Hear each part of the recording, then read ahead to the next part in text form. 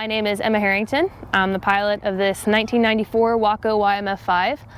I fly it for Scallywag Air. We're based out of Galveston and we do tour flights. Today we're doing tour flights out of Ranger, Texas for the Ranger Air Show. This airplane is comprised mostly of wood and fabric. We've got some aluminum panels here, like near the cockpit. These right here are my snaps for my cockpit covers, so that's why they're a little raised. A lot of people wonder about that. My front windshield here is made of glass, and the front it's a plexiglass for the front passengers. You can see fairly well out of it. Going towards the back of the airplane, here's how my trim is adjustable. So I have a jack screw here. I've got a wheel in the front, which I'll show you guys later. And just up and down for up and down trim. Smooth closeout here. Got fabric elevators. The tail wheel below is a locking unlocking tail wheel, so I have a spring-loaded mechanism that I use to lock and unlock it.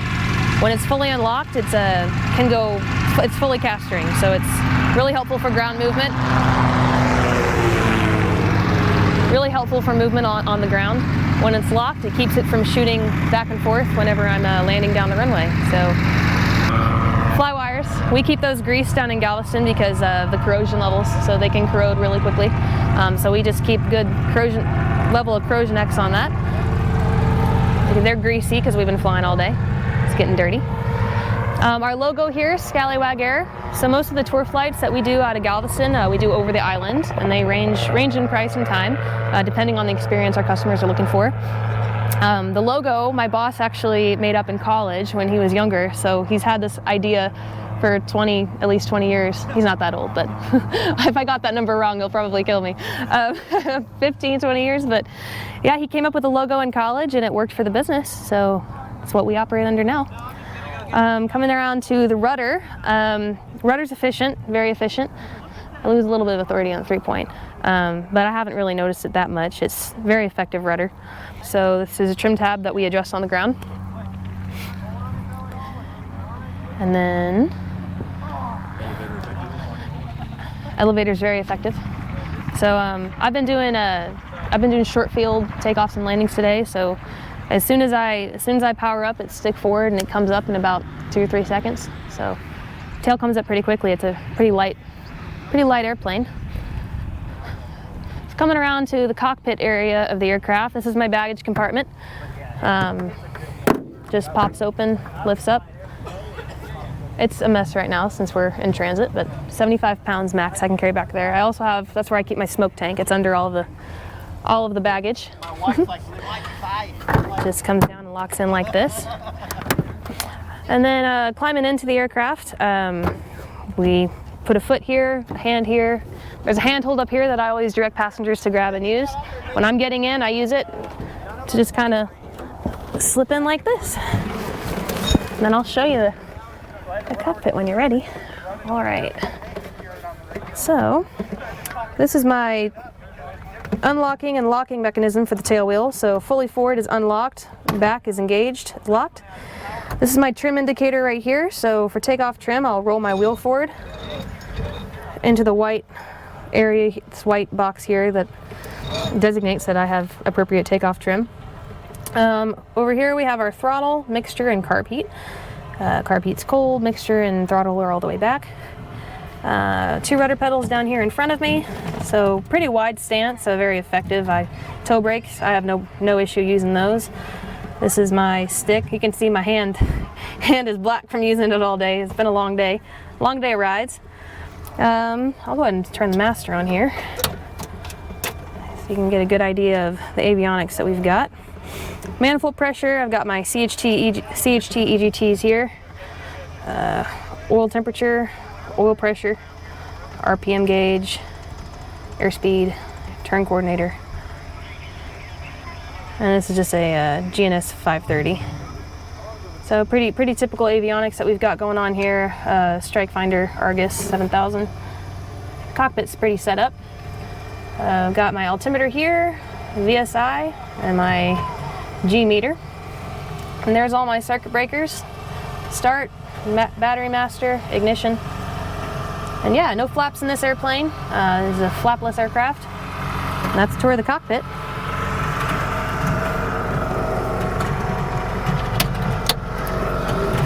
Good so far? Yeah. Okay. A lot better. Okay. From the front. Okay. So coming around to the front of the airplane, this is where I load up passengers. A typical day, I'll strap the door open like this because it doesn't come with a snap to make it easy. So I just rigged up this nylon strap that I use. So I open up the door for passengers. I have them climb in through here, and I can fit two folks up here with the seat belts that I've got. So I've got 2 shoulder straps, 2 lap belts.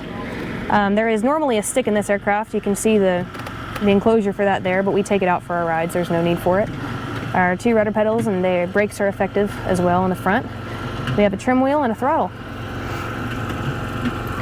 It's our handy dandy tip sign when people are feeling generous.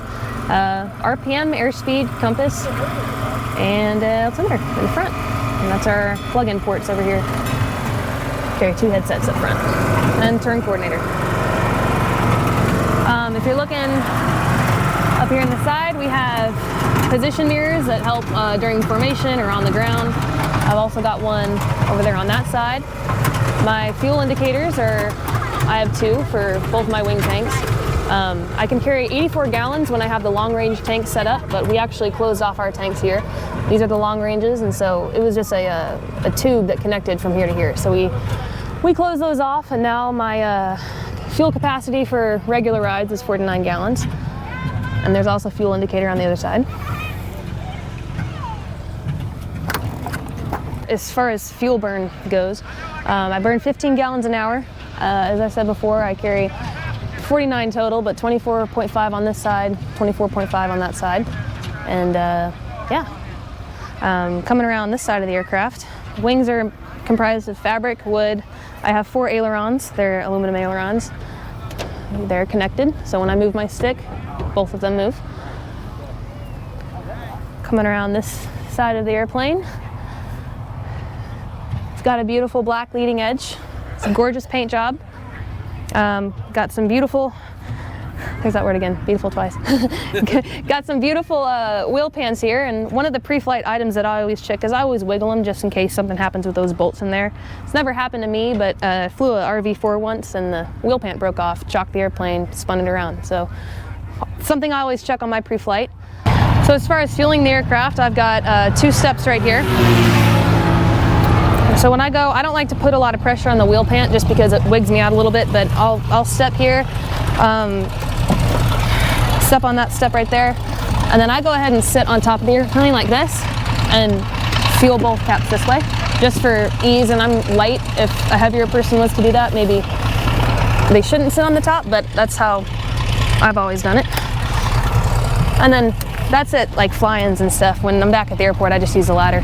And then the 2 fuel caps are on top of the wing. Oil caps right here, faces into the wind. I have a 5-gallon oil capacity. We run this airplane anywhere 3.5 to 4 gallons of oil. It's a radial, so it leaks a lot of oil. That's just part of it. They're breathing engines, so we don't burn that much oil though. I think today I started out with 4 gallons, and I've done about 6 hours of flying, and I'm down to 3.5 gallons, so pretty good. I've got this bump cowl on the front of the aircraft here.